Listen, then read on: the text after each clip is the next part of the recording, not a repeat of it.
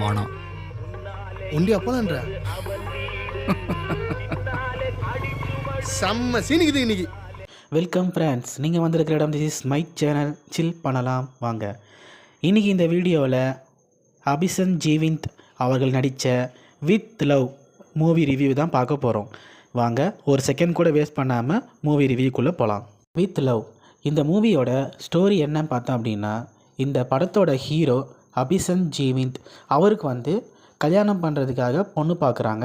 அந்த பொண்ணு கூட மீட்டிங் அட்டன் பண்ணுறாங்க. அந்த மீட்டிங்கில் பார்த்தோம் அப்படின்னா அந்த பொண்ணு ஹீரோயினி அனஸ்வரமா. அவங்க யாரும் பார்த்தோம் அப்படின்னா ஹீரோவும் ஹீரோயினியும் ரெண்டு பேருமே ஒரே ஸ்கூலில் ஒரே கிளாஸில் படித்தவங்க. இப்போது அவங்க மீட் பண்ணி பேசும்போது பழைய நினைவுகள், அதாவது அவங்க ஸ்கூல் ஸ்டடீஸில் எப்படிலாம் படித்தாங்க, என்னென்னலாம் அட்ராசிட்டி பண்ணாங்க, அது எல்லாத்தையுமே அவங்க ஷேர் பண்ணிக்கிறாங்க. அப்போது அது ஷேர் பண்ணுறப்போ அவங்களோட எக்ஸ் லவ்ஸ் அதை பற்றியும் பேசிக்கிறாங்க. ஹீரோயினி அவங்க இன்னொருத்தரை லவ் பண்ணதும், ஹீரோ இன்னொரு பொண்ணை லவ் பண்ணதும் அதை பற்றி பேசிக்கிறாங்க. இப்படியே பேசிக்கிட்டு இருக்கும்போது அப்போது அவங்க ரெண்டு பேரும் சேர்ந்து ஒரு முடிவு எடுக்கிறாங்க. அந்த முடிவு என்ன அப்படின்றத தேட்டரில் போய் பாருங்கள். ரொம்ப ரொம்ப டிஃப்ரெண்ட்டாக இருக்கும். அந்த அந்த விஷயந்தான் இந்த படத்தோட அடுத்த லெவலுக்கே கொண்டு போகுது. இந்த படத்தில் அபிசன் ஜீவிந்தன், அனஸ்வரா, சரவணன், ஹரிஸ், சச்சனா நமிதாஸ், ஆனந்தி, காவ்யா அனில் இவங்க எல்லாரும் நடிச்சிருக்காங்க. இது இல்லாமல் நிறைய புதுமுகங்கள் அவங்களும் நடிச்சிருக்காங்க. இந்த படத்தை மதன் அப்படின்ற ஒரு புதுமுக இயக்குனர் அவர் தான் இந்த படத்தை இயக்கியிருக்காரு. சொல்லப்போனால் இந்த படம் அவருக்கு படம் மாதிரியே தெரியல. ரொம்ப ரொம்ப டிஃப்ரெண்ட்டாக எடுத்திருக்காரு. ஒரு எக்ஸ்பீரியன்ஸான டைரக்டர் மாதிரி தான் தெரியுது இந்த படத்தை அவர் எடுக்கும்போது. சௌந்தர்யா, ரஜினிகாந்த், அப்புறம் மகேஷ் ராஜ், பசீலன் இவங்க ரெண்டு பேரும் சேர்ந்து தான் இந்த படத்தை தயாரிச்சிருக்காங்க. உண்மையிலேயே இந்த படம் அவங்களுக்கு ஒரு நல்ல ப்ராஃபிட்டாக இருக்கும் கண்டிப்பாக. ஷான் ரோல்டன் இவர் தான் இந்த படத்துக்கு மியூசிக் பண்ணியிருக்காரு.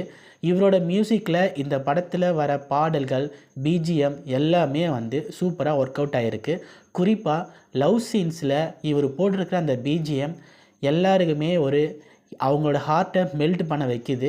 அந்த அளவுக்கு ரொம்ப ரொம்ப டிஃப்ரெண்ட்டாக இருக்குது, யதார்த்தமாகவும் இருக்குது. இந்த படத்தில் குறிப்பாக இவங்க பேசுகிற ஒவ்வொரு வரியும் ஒவ்வொன்றும் அப்படி அவ்வளோ அழகாக எழுதியிருக்காங்க.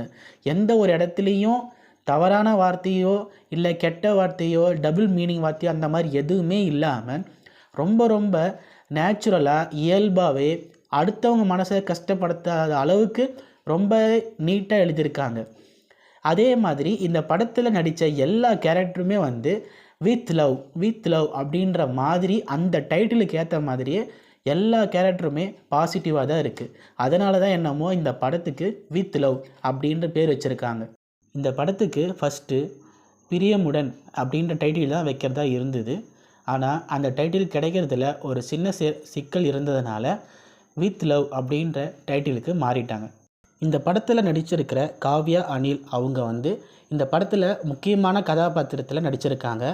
அவங்க வர சில சீன்ஸ் ஒரு 1-2 சீன்ஸில் தான் வராங்க. ஆனால் அவங்க வர சீன்ஸ் தான் ரொம்பவே இம்பார்ட்டண்ட்டாக இருக்குது.